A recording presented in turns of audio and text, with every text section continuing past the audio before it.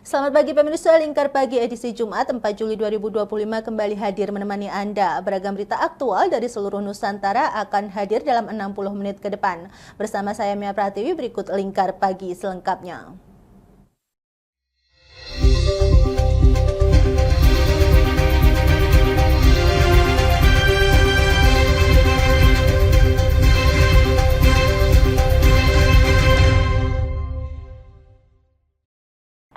Mengawali berita pertama pemirsa, untuk memperkuat konektivitas Kota Pati dengan alun-alun Kembang Joyo, Bupati Pati Sudewo merencanakan pembangunan bundaran baru di perempatan Yai. Saat ini terdapat 2 desain yang masih dalam tahap pendalaman dan pertimbangan.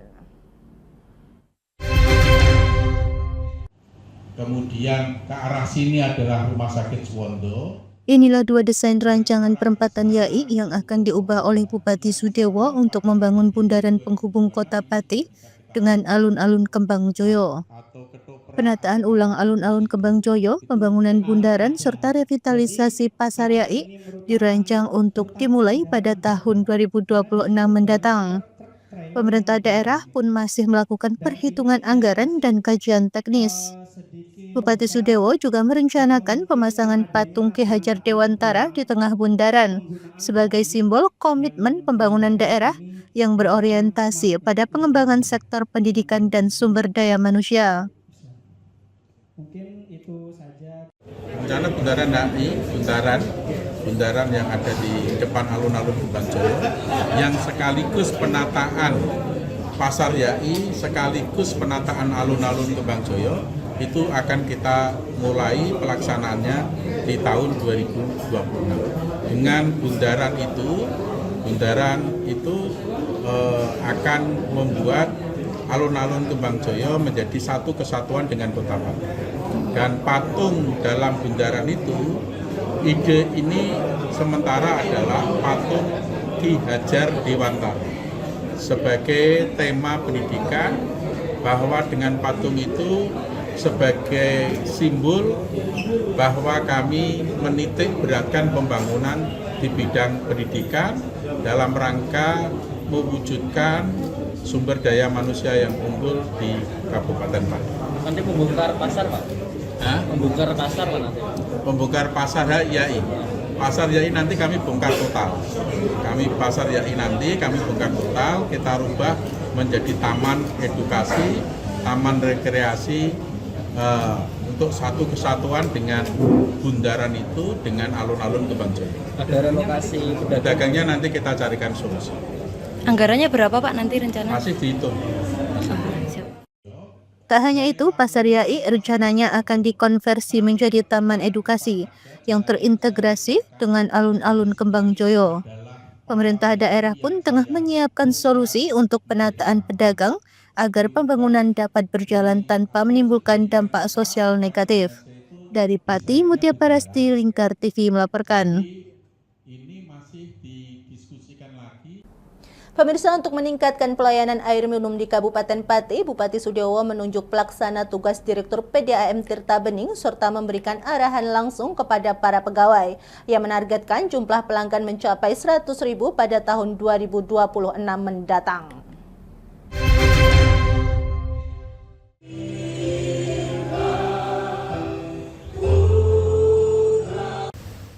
Bupati Pati Sudewo menyampaikan target penambahan pelanggan PDAM Tirta Bening hingga minimal 100.000 di tahun 2026.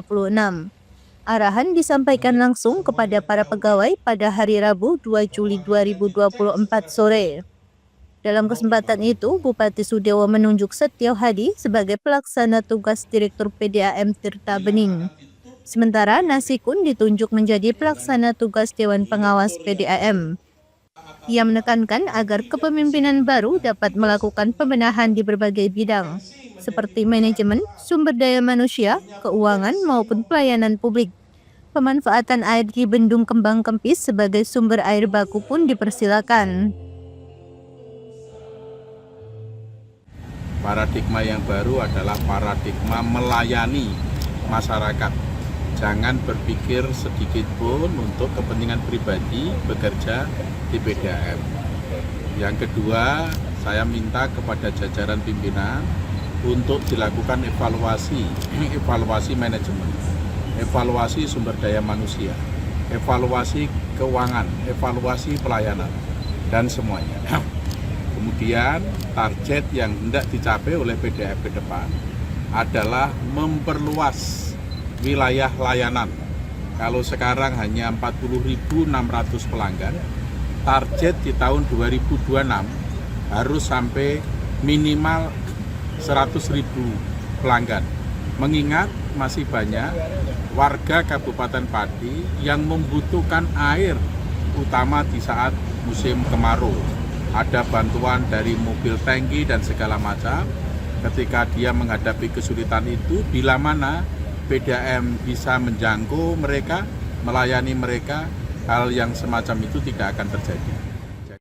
Menanggapi arahan tersebut, PLT Direktur PDAM Tirta Bening, Setio Hadi menyatakan komitmen untuk meningkatkan kualitas pelayanan dan optimalisasi penggunaan air baku dari Bendung Kembang Kembis.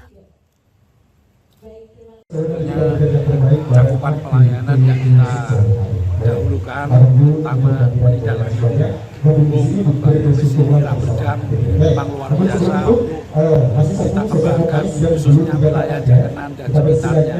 Dan visinya adalah yang sudah saya sampaikan waktu sambutan tadi, adalah meningkatnya pelayanan air minum kepada masyarakat pelanggan, kemudian kesejahteraan pegawai dan kontribusi kepada pemerintah daerah. Kami lakukan peningkatan SDM juga kami lakukan secara bertahap. Ia juga menyebutkan langkah peningkatan kompetisi sumber daya manusia secara bertahap, peningkatan kesejahteraan pegawai, serta kontribusi nyata terhadap pemerintah daerah. Dari Pati, Mutia Parasti, Lingkar TV melaporkan.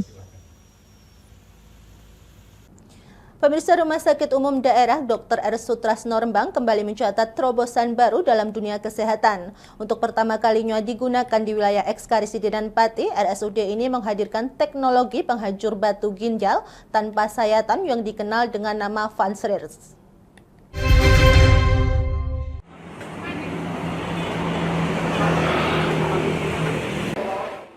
Fansrir atau retrograde intrarenal surgery merupakan teknologi penanganan batu ginjal tanpa operasi terbuka. Tanpa luka sayatan, teknologi ini mempercepat masa pemulihan pasien. Dengan menggunakan teropong fleksibel yang dapat berputar hingga 270 derajat, batu ginjal dihancurkan menggunakan laser. Seluruh fragmen hasil penghancuran langsung disedot keluar dari tubuh pasien. Direktur RSUD Dr. R. Sutrasno, Dr. Samsul Anwar mengatakan bahwa pasien dari luar daerah seperti Bojonegoro, Tuban hingga Blora datang ke Rembang untuk mendapatkan penanganan dengan teknologi ini. Tekniknya presisi, tanpa sayatan, dan resikonya sangat minimal. Alhamdulillah RSUD Sutrasno sudah sukses melaksanakan operasi batu yang berada di saluran kencing, baik di ginjal, ureter, dan alhamdulillah berhasil. Beberapa pasien melaksanakan ini merasa puas dengan atas tindakan operasi yang dilaksanakan di RSUD Rembang ini. Di RSUD Rembang ini, alat ini baru pertama kali dilakukan oleh Dr. Fuad, yaitu Sekresidenan Pati, baru pertama kali alatnya yang baru punya juga di RSUD Rembang. Alhamdulillah pasien kami berasal dari Tuban, Bojonegoro, Blora, Batangan, kemarin sudah mencoba dan alhamdulillah berhasil. Di backup BPJS Pak? Alhamdulillah sudah di backup, sudah di cover sama BPJS. Jadi mau pasien BPJS silahkan datang ke RSUD Sutrasno untuk di laborat. Nanti kita misalnya kecil ya, kita pakai alat yang pemecah batu yang kecil. Kalau yang besar kita pakai alat pemecah batu yang besar. Itu.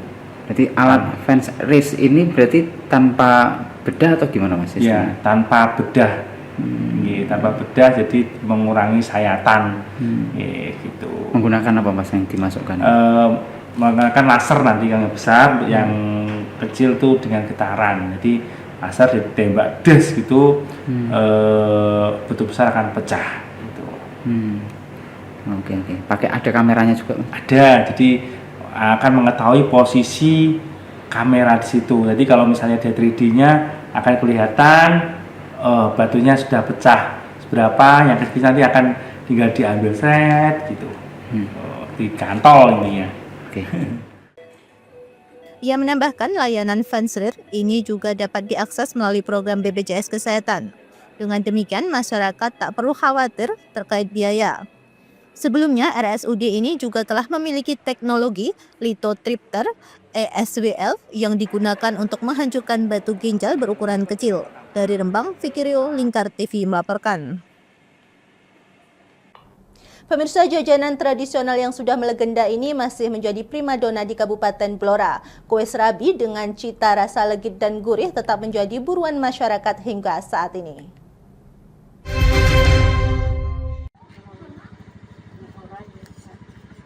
Inilah kue serabi, jajanan tradisional yang terbuat dari tepung beras. Hingga kini kue ini masih menjadi pilihan favorit warga Blora sebagai teman ngopi maupun menu sarapan pagi. Disajikan dengan parutan kelapa atau santan, rasa kue serabi makin nikmat. Bentuknya bulat, putih dengan bagian tepi yang sedikit gosong menjadi ciri khas tersendiri. Rasanya legit, gurih, dan bikin nagih. Seperti yang terlihat di lapak milik Parti, salah seorang penjual serabi di Blora. Setiap hari, Parti menghabiskan sekitar 5 kg tepung beras untuk membuat kue ini. Pembelinya datang dari berbagai usia, dan harganya yang terjangkau membuat serabi laris di pasar. Seperti apa, Pak? Enak, gurih, lezat. Enak ya? Langganan setiap hari, Pak? Ya, tiap hari, setiap pagi selalu makan serabi. Di serabi sini? Iya, karena rumahnya deket dari sini sih, yang penjual serabinya. Untuk rasanya gimana? Rasanya enak, gurih. Ini termasuk makanan legend sih menurutku. Dari kecilku tuh serabi ini udah ada, udah gitu harganya sangat murah sekali. Sangat murah ya. Ini ada rasa apa aja nih? Rasa coklat, kelapa sama santan. Kalau aku beli coklat sama kelapa sih buat anak. Oke, makasih Mbak ya. Iya. Resepnya ya pakai santan, Miri. kelapa, santan kelapa gitu. Terus bahannya pakai? Bahannya nyelep sendiri, berasin sendiri. Enak, kalau tepung jadi enggak enak. Oh, terus untuk rasanya ada rasa apa saja? Rasa coklat, rasa santan, rasa kelapa. Oh, untuk harganya? Harganya 2.500. Satu bungkus? Satu bungkus, ya. Oh, yang beli orang mana saja ini? Orang banyak, orang mana-mana. Dari Kabupaten Blora, Hanafi, Lingkar TV melaporkan. Pemirsa, kami akan kembali usai jeda pariwara berikut ini, tetaplah bersama kami.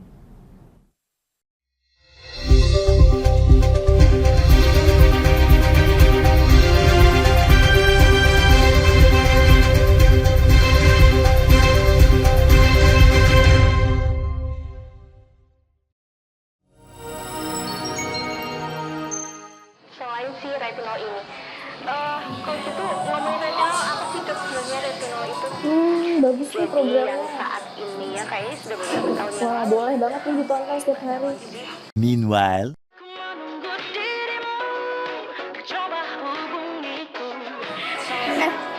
Kamu lagi nonton apa sih dari tadi kok apem-apem mulu? Ini loh lagi nonton program Cantik Sehat di Lingkar TV. Bagus banget nih programnya. Oh, ada ya program kayak gitu? Ada loh di programnya di Lingkar TV. Kamu udah tahu kan Lingkar TV? Belum. Kan belum tahu Lingkar TV. Lingkar TV itu TV digital streaming online yang sudah mengantongi izin PSE dari Kominfo dan bisa diakses di HP kalian mestinya. Oh iya? Iya, bagus loh. Coba di-download sekarang. Bentar deh, aku tak coba download dulu. Iya. Selain program Cantik Sehat, kalian juga bisa menonton program lainnya di Lingkar TV dan bisa ditonton kapanpun dan dimanapun kalian berada loh. Gimana, udah bisa? Udah nih, punyaku udah bisa. Punyaku juga udah nih. Wah ya, bagus dong kalau udah download semuanya.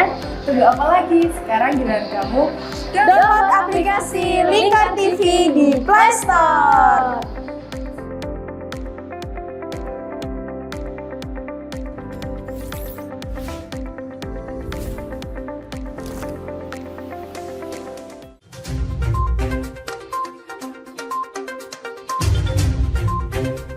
merangkum semua peristiwa sebagai berita yang penuh fakta.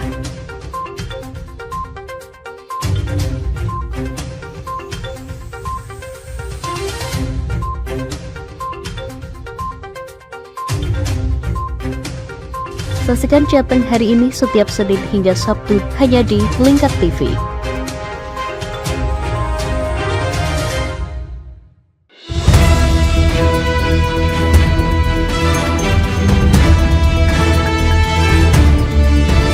Menemani pagi Anda dengan menyajikan berita nasional dan regional yang dikupas secara akurat dan aktual untuk awali hari. Dalam Lingkar Pagi, setiap Senin hingga Sabtu jam 8 pagi hanya di Lingkar TV.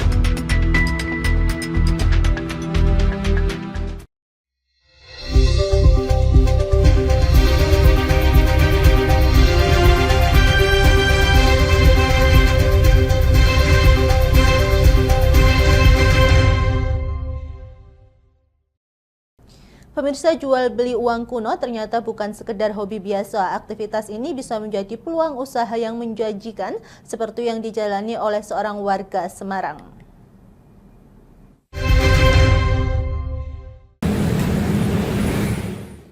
Kisah inspiratif ini datang dari Aryo Supeno, warga Semarang yang awalnya hanya iseng mengoleksi uang kuno.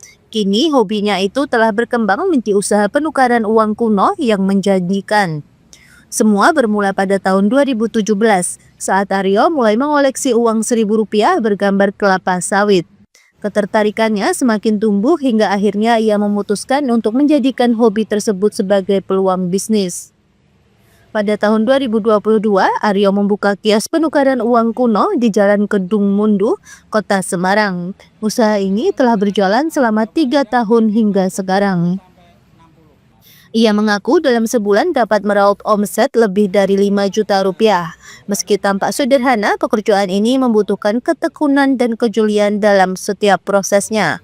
Ia juga menuturkan bahwa hingga kini masih banyak masyarakat yang tertipu oleh informasi palsu atau hoaks seputar jual beli uang kuno.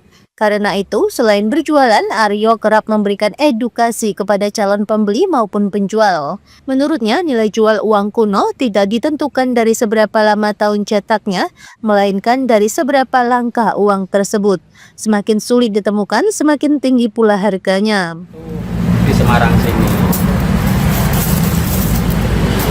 itu padahal paling susah. Saya 100 golden, kalau selalu 25 golden itu masih agak mudah. Tapi harganya ya masih jutaan satu lembarnya. Kalau jenengan paling pernah dibeli paling tinggi itu sampai berapa, Pak? Ya itu tadi. Berapa? Itu ibaratnya ada dari saya langsung ditransfer itu sekitar 75 juta. 75 juta. Jalan bar.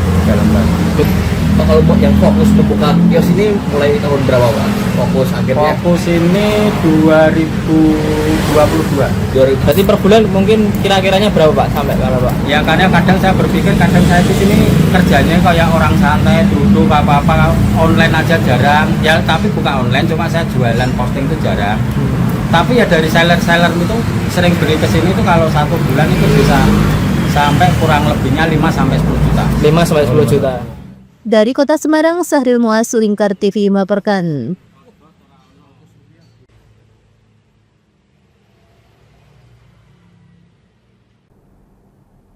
Beralih ke berita selanjutnya, pemirsa, menjelang peringatan hari ulang tahun ke-420 Kabupaten Kendal, Pemkab setempat telah menyiapkan berbagai kegiatan dan hiburan. Tak hanya menggandeng artis ibu kota, acara juga bekerja sama dengan salah satu stasiun televisi swasta nasional.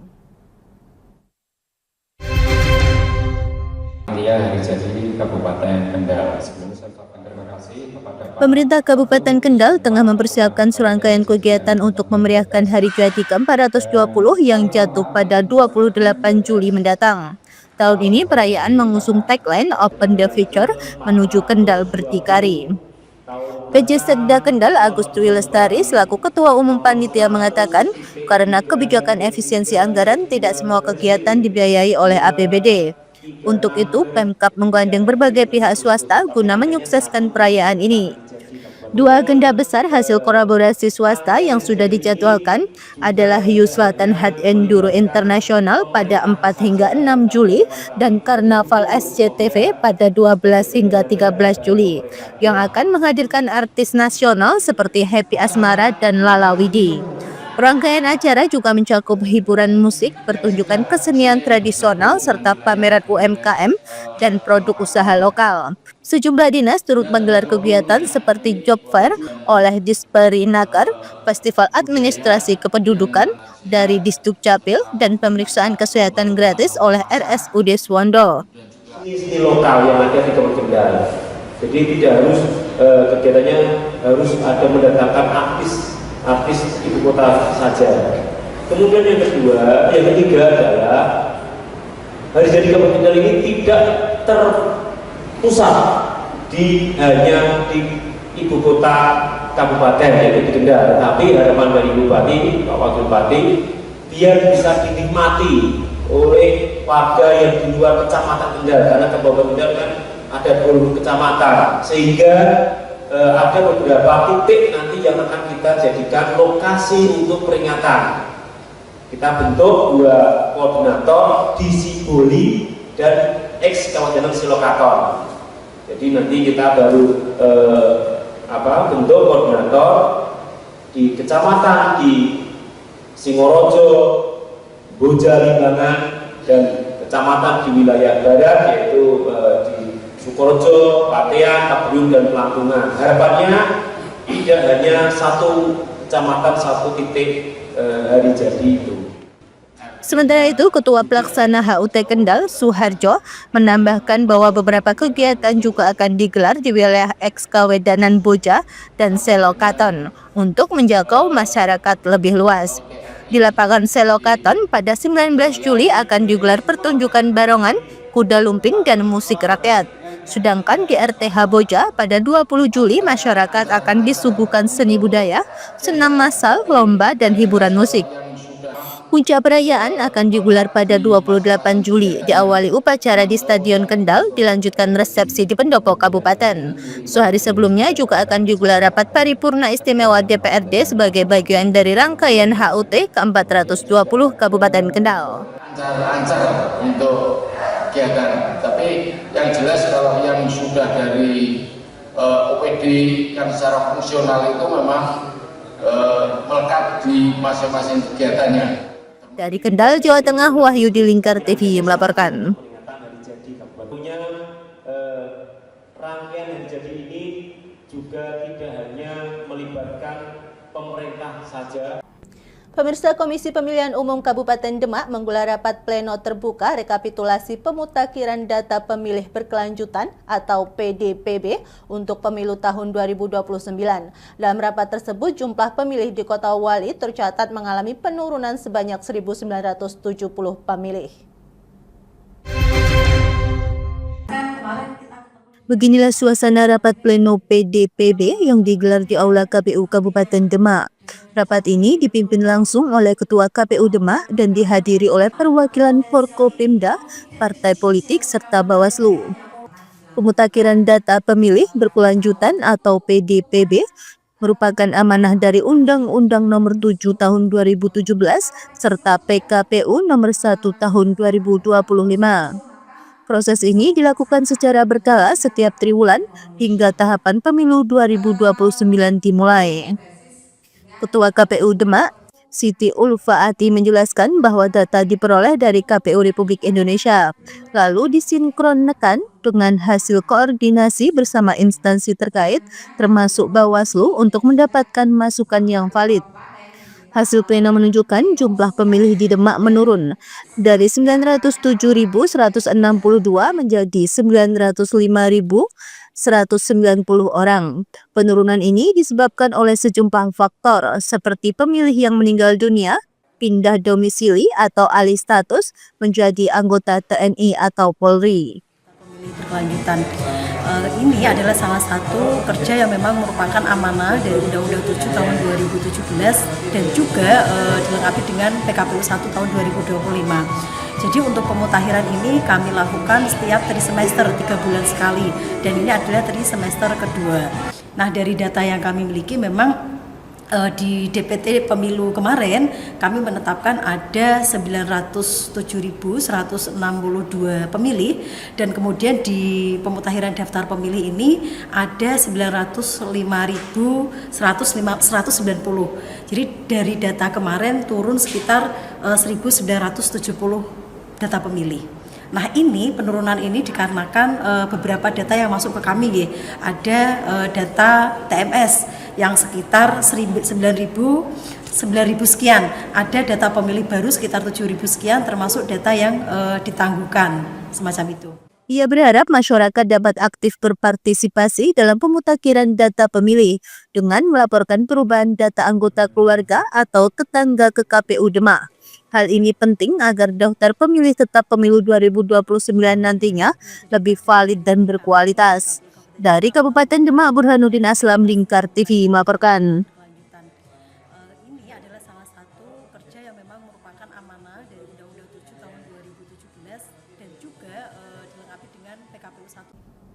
Pemirsa, puluhan murid melakukan sungkem kepada orang tua sebagai wujud bakti dalam kegiatan pelepasan dan wisuda tahfidz Juz 30 yang digelar di halaman MI Hasanul Arifiyah, Desa Ngarap Arab, Kecamatan Ngaringan, Kabupaten Grobogan. Sejumlah orang tua mengaku memilih menyekolahkan anak mereka di madrasah ini karena kurikulum yang mengedepankan pendidikan agama sejak dini.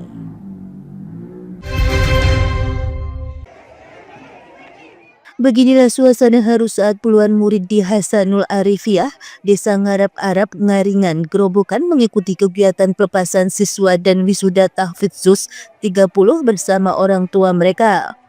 Tangis haru tak terbendung ketika para murid melakukan sungkem sebagai bentuk penghormatan dan bakti kepada orang tua atas dukungan selama proses belajar.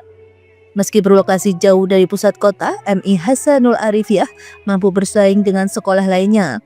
Madrasah ini dikenal konsisten menanamkan nilai-nilai agama sebagai dasar pembentukan karakter anak. Sejumlah orang tua murid menyatakan rasa syukur dan bangga atas proses pendidikan yang diterapkan di sekolah ini, yang mengutamakan perhatian terhadap siswa dan komunikasi terbuka antara guru dan wali murid. Gimana ya, saya sampai tidak bisa berkata apa-apa. Yang awalnya itu dari sekolahan ini saya tahu sendiri, dari murid sedikit, saya yang background seorang guru SD, bahkan anak saya tidak saya sekolahkan di SD saya. Kenapa tidak saya sekolahkan di SD saya? Karena di lingkungan sekolah saya, lingkungan rumah saya itu tidak ada mengaji yang seperti di MI Hasanul Arifiyah. Adanya itu anak bisa membaca tapi tidak bisa menulis. Beda kalau di sini. Saya buktikan dengan anak saya sendiri. Anak bisa membaca, bisa menulis. Maksudnya bisa membaca, bisa menulis itu khususnya Al-Quran. Sungkeman kepada orang tua murid. Oh iya, untuk kegiatan itu tidak hanya di pelepasan saja. Kegiatan di Hafidz Quran, Hafidz Juz Amma pun selalu ada sungkeman ke Bapak Ibu. Kami itu gimana ya? Rasanya itu merinding, menangis. Selain pembekalan ilmu agama, perhatian guru kepada murid juga menjadi nilai tambah. Hubungan antara pihak sekolah dan orang tua dinilai berjalan sangat baik. Alhamdulillah, mulai dulu pernah berkesan itu waktu COVID itu kan anak-anak belajar di rumah, bukan di tempat lingkungan sekolah. Dan waktu di rumah itu setiap anak setiap hari itu dikirimi tugas oleh ibu guru, dan setiap hari itu juga anak mengirimkan video. Jadi pesan saya itu dari guru-gurunya, dari MI-nya ini sangat perhatian sekali terhadap pembelajaran anak. Apresiasi juga diberikan karena MI Hasanul Arifiyah telah membebaskan biaya SPP sejak didirikan pada tahun 2008, sejalan dengan keputusan Mahkamah Konstitusi yang mewajibkan pemerintah menjamin pendidikan dasar gratis di sekolah negeri maupun swasta. Memang ya saya bahasanya itu mau dianggap mampu saya kayak apa itu cukupnya, itu biaya dari sekolah hanya bus saya terapkan ke guru-guru dan operasional dan saya tidak menarik SPP apapun tambahan uang tambahan enggak. Dan kecuali ada acara tertentu yang mana berhubungan dengan kegiatan dan dari anak itu saya sampaikan ke wali, ke orang tua kalau bagaimana persetujuannya. Saya tidak bisa memutuskan dari sekolah dan dengan baik yayasan, baik dari kelembaga, baik dengan komite, tidak berani. Kepala Madrasah Ma'arif Soleh Samsuduha menegaskan sejak awal MI Hasanul Arifiyah tidak membebani biaya pendidikan kepada wali murid. Dana BOS dari pemerintah sudah cukup untuk menunjang kegiatan belajar mengajar secara maksimal. Dari Gerobokan, Ahmad Abror, Lingkar TV melaporkan.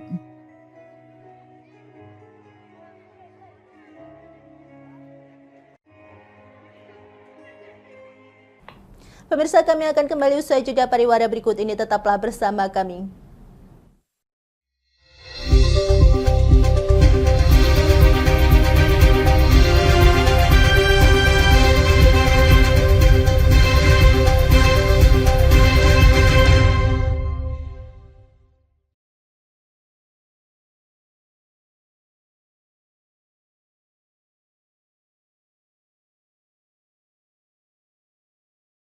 Programnya saat ini ya kayaknya sudah beberapa tahun. Wah, boleh banget nih ditonton setiap hari. Meanwhile,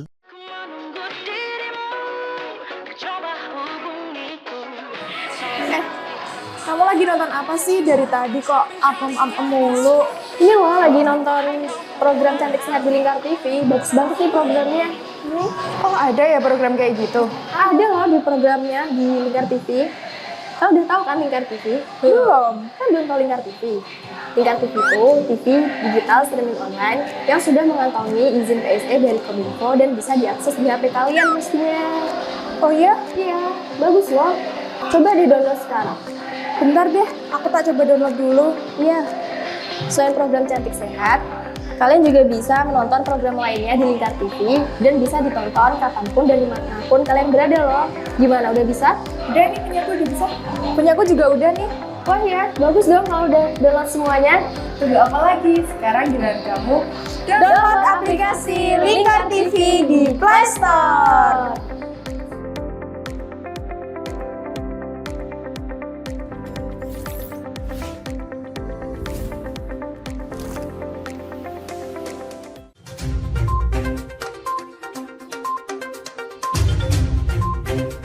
Merangkum semua peristiwa sebagai berita yang penuh fakta.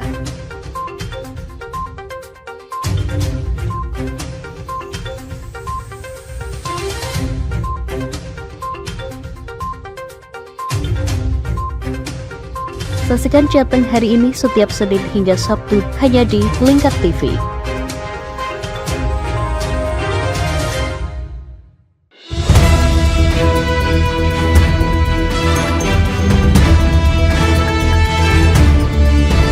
Menemani pagi Anda dengan menyajikan berita nasional dan regional yang dikupas secara akurat dan aktual untuk awali hari. Dalam Lingkar Pagi, setiap Senin hingga Sabtu jam 8 pagi hanya di Lingkar TV.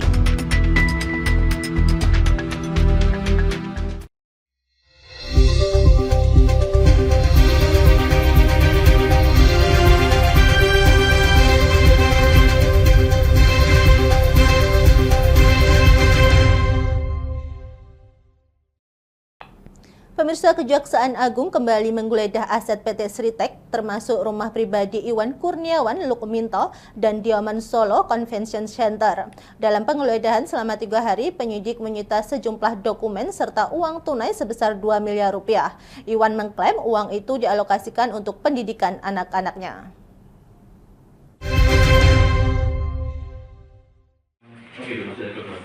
Setelah sebelumnya melakukan penggeledahan di rumah pribadi di Rut PT Sritex, Iwan Kurniawan Lukminto Kejagung RI kembali menggeledah aset lain milik PT Sritex, yakni Diamond Solo Convention Center di Kota Solo, Jawa Tengah, Rabu 2 Juli 2025.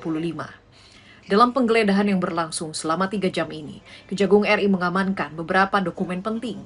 Sebelumnya, saat menyisir rumah pribadi Iwan Kurniawan, Kejagung RI mengamankan uang tunai sebesar 2 miliar rupiah yang terbungkus tas plastik di sebuah laci. Ya, sebenarnya itu kan uang tersebut adalah uang untuk pendidikan anak-anak dan sudah juga kebetulan ada labelnya juga tahun 2024, jadi tidak ada hubungannya dengan kasus ini. Namun kami kooperatif, beliau minta untuk diserahkan terlebih dahulu, nanti tinggal kita membuktikan, ya kita kooperatif aja. Pemeriksaan yang dilakukan oleh Kejagung di Diamond Solo Convention Center juga disaksikan langsung oleh Lurah Purwosari. Dalam kesempatan tersebut, pengacara Irwan menjelaskan bahwa ada beberapa dokumen yang dibawa Kejagung.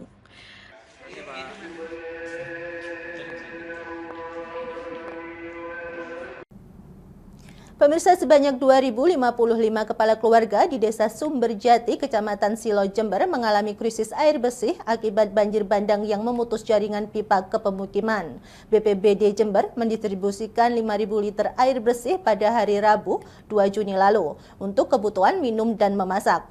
Distribusi akan terus dilakukan hingga jaringan pipa pulih. Yang menerjang Desa Sumberjati, Kecamatan Silo, Jember, Jawa Timur pada Minggu 29 Juni menyebabkan putusnya saluran pipa air bersih yang dimanfaatkan oleh 2.055 kepala keluarga. Akibat masalah tersebut, para warga terpaksa mengambil air bersih dari desa sebelah guna memenuhi kebutuhan air bersih selama 2 hari terakhir. Menindaklanjuti hal tersebut, BPBD Kabupaten Jember langsung mengerahkan personilnya dan truk tangki air bersih untuk disalurkan ke warga terdampak Rabu 2 Juni. Sebanyak 5.000 liter air bersih disalurkan untuk memenuhi kebutuhan minum dan memasak warga terdampak. Ini dampak banjir di Desa Sumberjati. Dari tim BPBD Kabupaten Jember sedang mendistribusikan air bersih kepada warga Dusun Kerajaan Atas, Desa Sumberjati, dan alhamdulillah sudah tersalurkan kepada warga yang terdampak. Di bawah sana di Sembolan. Berapa setengah menit? kilo dari Setengah sini. kilo dari sini. Dari sini setengah kilo kalau jalan. Distribusi air bersih akan terus dilakukan BPBD setempat hingga jaringan pipa air bersih selesai diperbaiki dan pasokan air bersih normal kembali. Dari Jember, Jawa Timur,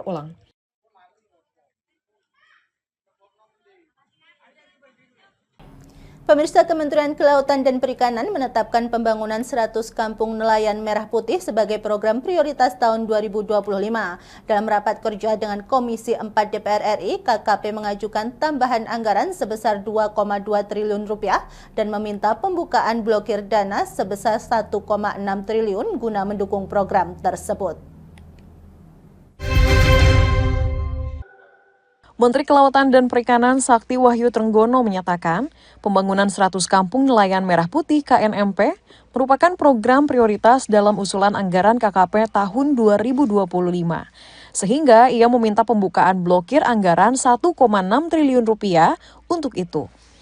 Namun, pada rapat kerja bersama Komisi 4 DPR RI di Jakarta Rabu 2 Juli, DPR meminta KKP untuk mengajukan tambahan anggaran sebesar 2,2 triliun rupiah ke Kementerian Keuangan lantaran dinilai tidak cukup untuk membangun 100 KNMP yang membutuhkan 22 miliar rupiah untuk satu lokasi. Menteri Trenggono pun mengatakan telah mengusulkan tambahan anggaran untuk 100 KNMP yang ditargetkan dibangun dalam 4 bulan di 2025.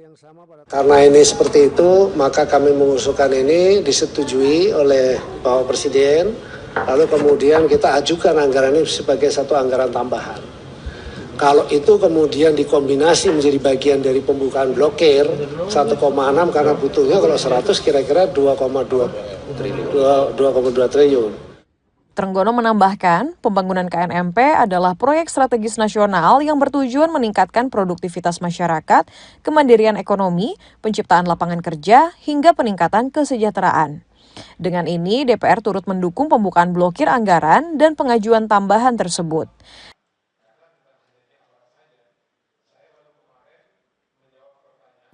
Pemirsa, pemerintah Provinsi NTB membentuk tim penyelamat khusus untuk meningkatkan keselamatan di kawasan Taman Nasional Gunung Rinjani. Langkah ini mencakup pemasangan rambu keselamatan, perbaikan jalur pendakian, serta penyediaan peralatan penyelamatan di posko-posko pendakian. Provinsi Nusa Tenggara Barat membentuk tim khusus untuk melengkapi standar pelayanan keselamatan dan penyelamatan di kawasan pendakian Taman Nasional Gunung Rinjani.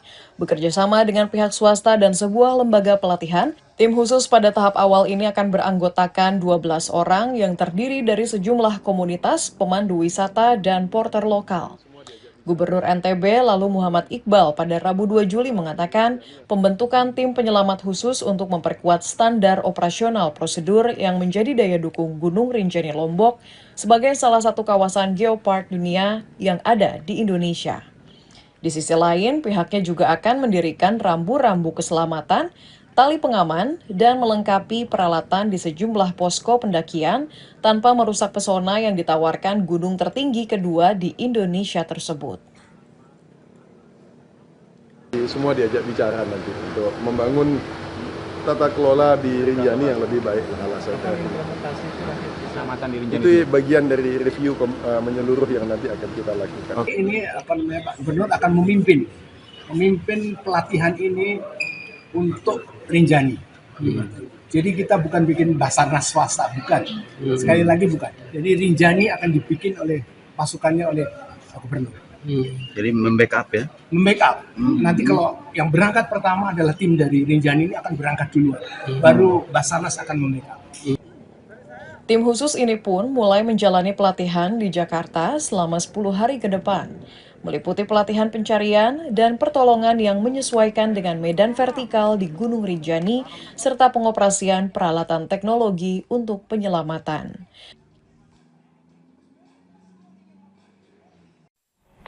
Pemirsa, kami akan kembali usai jeda pariwara berikut ini, tetaplah bersama kami.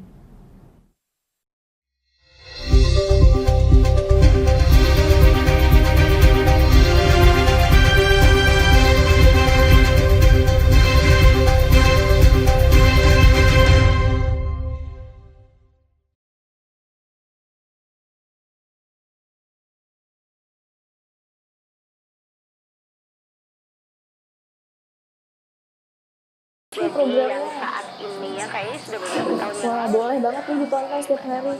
Meanwhile,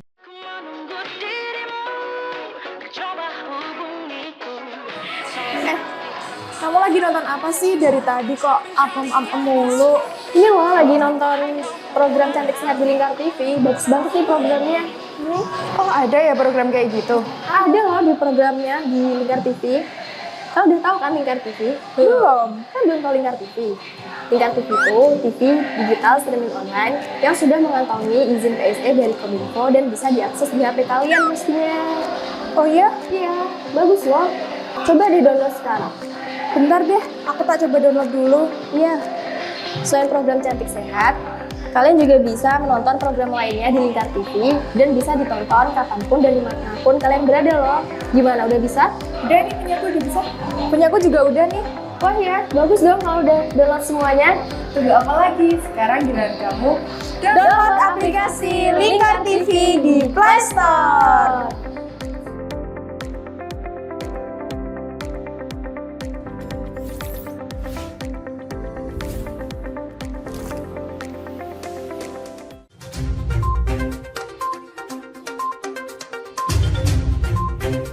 Merangkum semua peristiwa sebagai berita yang penuh fakta.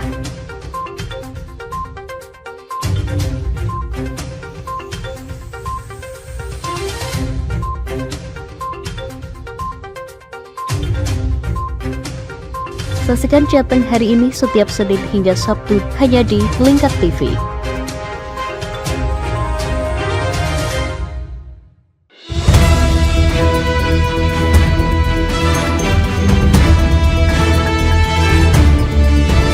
Menemani pagi Anda dengan menyajikan berita nasional dan regional yang dikupas secara akurat dan aktual untuk awali hari. Dalam Lingkar Pagi, setiap Senin hingga Sabtu jam 8 pagi hanya di Lingkar TV.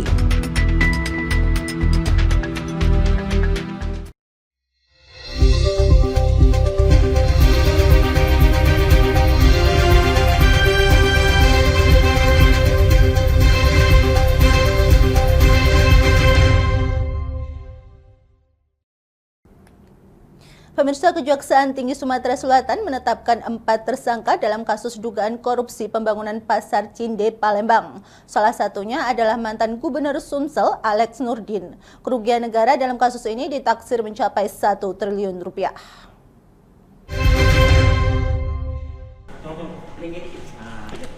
Kejaksaan Tinggi Sumatera Selatan menetapkan 4 tersangka pertama atas kasus korupsi pembangunan Pasar Cinde, Kota Palembang. Keempat tersangka yakni Raimar Yusnaidi selaku Kepala Cabang PT Magna Betum, Alex Nurdin selaku mantan Gubernur Sumatera Selatan, Edi Hermanto selaku Ketua Panitia Pengadaan Badan Usaha Mitra Kerjasama, dan Aldrin Tandi selaku Direktur PT Magna Betum. Tersangka Alex Nurdin dan Edi Hermanto merupakan terpidana dalam perkara lain, sementara Aldrin Tandi mangkir dari panggilan, namun telah dilakukan pencekalan karena tersangka berada di luar negeri. Asisten Tindak Pidana Khusus Kejaksaan Tinggi Sumatera Selatan Umar Yadi pada Rabu 2 Juli menyebut para tersangka menggunakan modus operandi penandatanganan yang tidak sesuai dengan peraturan perundang-undangan yang berlaku. Diduga adanya aliran dana mitra kerjasama kepada pejabat terkait pengurangan bea perolehan hak atas tanah dan bangunan atau BPHTB. Dalam proses penyidikan, Kejaksaan juga menemukan adanya permainan penghalangan penyidikan oleh para tersangka. Selanjutnya ditemukan fakta dari pemeriksaan penyidik bahwa dari bukti elektronik atau chatting handphone, yaitu adanya usaha untuk menghalangi proses penyidikan, yaitu ada yang bersedia pasang badan dengan kompensasi sejumlah uang senilai kurang lebih 17 miliar, serta ada upaya mencarikan pemeran pengganti untuk menjadi tersangka. Saya jauh dari korupsi yang dituduhkan, tapi ini bagian dari tugas saya sebagai brand manager, itu aja. Ya. Kita selaku apa di sini, Pak? Brand manager. Brand manager dari Magna Betum. Ya, tidak ada masalah sih. Ya, silakan saja. Yang penting tidak ada suap, tidak ada apa-apa yang kita lakukan untuk proyek ini. Ada upaya hukum nanti Pak? Atau berarti nanti bisa? Nanti kita lihat, kita pelajari. Sukses ya. Kejati Sumsel turut menyebut potensi kerugian negara yang tengah dalam penghitungan oleh BPK.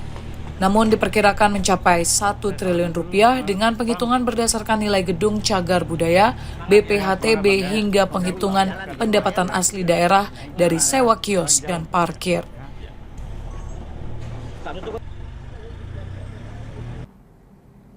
Pemirsa, 4 penumpang KMP Tunu Pratama Jaya yang tenggelam di Selat Bali berhasil dievakuasi dalam kondisi selamat. Tim SAR gabungan masih melanjutkan pencarian terhadap puluhan korban lainnya yang belum ditemukan.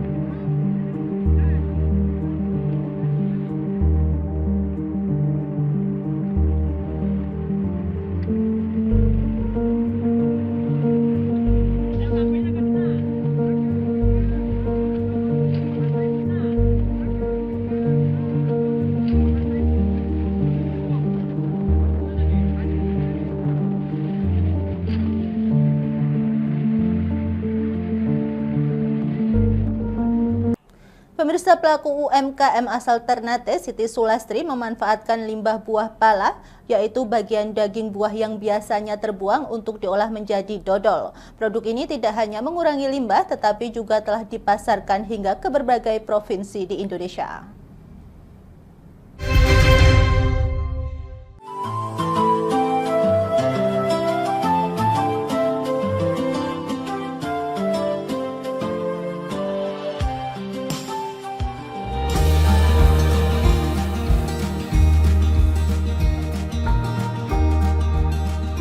salah seorang pelaku usaha mikro, kecil, dan menengah UMKM di Kota Ternate, memanfaatkan limbah buah pala yang dibuang oleh warga untuk diolah menjadi produk kuliner bernilai ekonomi. Ialah Siti Sulastri yang menyulap daging buah pala menjadi penganan berupa kue dodol. Dengan dibantu oleh 10 tenaga kerja lokal, ia mengaku dapat meraup keuntungan mencapai 15 juta rupiah setiap bulannya dari hasil penjualan kue dodol pala. Menurutnya, produk olahannya tersebut diminati oleh kalangan petinggi pertambangan di Maluku Utara hingga pasar dari provinsi lain di Indonesia seperti Jakarta, Jawa Timur, Jawa Barat, Jawa Tengah, Pulau Sulawesi, Kalimantan, hingga Sumatera. Nah, alhamdulillah dodol buah pala lagi ini akhirnya diminati dari banyak tamu-tamu ataupun konsumen, apalagi tamu dari luar daerah. Mereka begitu penasaran, dan ternyata setelah mereka mencicipi dodol buah pala ini, mereka berkesan, oh ternyata enak sekali, betul. Rasanya yang begitu lain daripada yang lain dodol biasanya. Sementara itu, Pemkot Ternate melalui Dinas Koperasi dan UKM turut melakukan pendampingan dan memberikan bantuan kepada pelaku UMKM guna memberikan dukungan agar usahanya berkembang.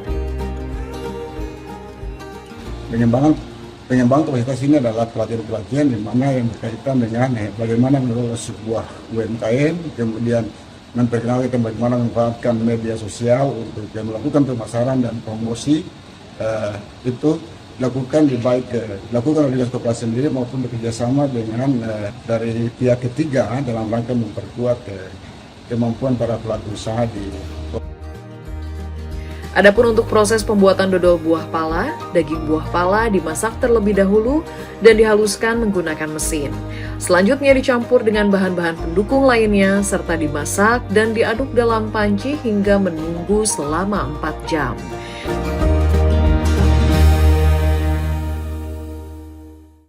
Castle Farm, kebun kurma organik pertama di Madinah. Kurma Azwa ditanam dan dirawat secara alami tanpa bahan kimia maupun rekayasa genetik. Kebun warisan Nabi Muhammad SAW ini menjadi sumber kurma murni yang kini juga dipasarkan hingga ke Indonesia.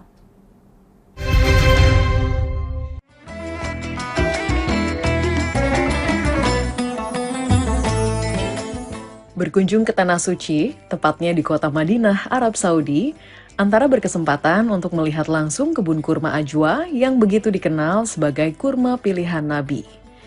Pohon yang tumbuh subur dengan buah lebat seraya menunjukkan bahwa warisan kebun organik pertama di Madinah ini dirawat dengan penuh rasa tanggung jawab. Setiap pohon dijaga tak sekadar untuk menikmati hasilnya, tetapi juga sebagai keseimbangan ekosistem yang menjadi bagian dari ibadah dalam bekerja. Untuk menjaga agar setiap dahan buah tidak rusak, suhu tinggi di gurun pun diatur menggunakan perlindungan kain. Factory Manager Castle Farm, Madani, menyampaikan bahwa di setiap tahapnya, kurma Ajwa yang terletak di tanah yang diberkahi ini ditanam dan dipanen secara alami tanpa bahan kimia.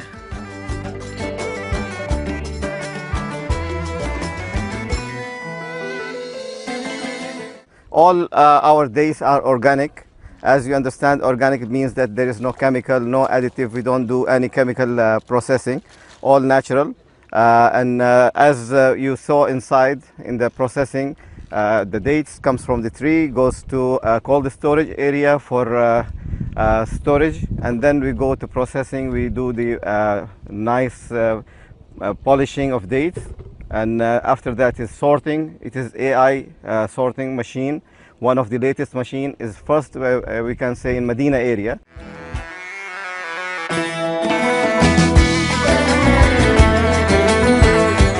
Dari Madinah, kebun Castle Farm mengalirkan lebih dari 1.000 metrik ton kurma setiap tahun ke Indonesia dan menjadi pasar terbesar bagi kurma Ajwa Castle Farm. Kebun ini senantiasa berupaya menjaga cita rasa serta kemurnian kurma dari kota peradaban Islam yang dibangun Nabi Muhammad SAW untuk masyarakat Indonesia.